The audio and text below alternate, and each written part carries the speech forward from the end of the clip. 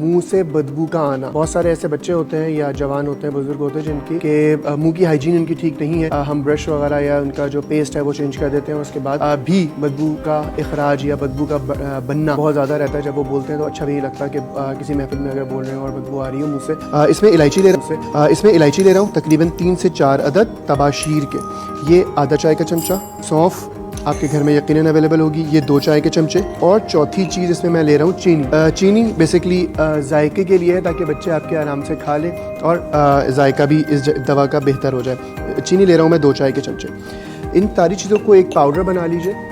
रोज़ाना बच्चों को रात को सोने से पहले 1 चाय का चमचा किसी भी पानी के साथ या दूध के साथ दे दीजिए बच्चों को, बड़ों को। अगर 4 साल से लेकर 10 साल तक के हैं तो आधा चाय का चमचा, 10 साल से बड़े हैं टिल 80-90। शुगर अगर है तो चीनी इस्तेमाल नहीं होगी, वरना ये वाला नुस्खा आधा चाय का चमचा बच्चों के लिए, बड़ों के लिए 1 चाय का चमचा रात को सोने से पहले इस्तेमाल किया जा सकता है।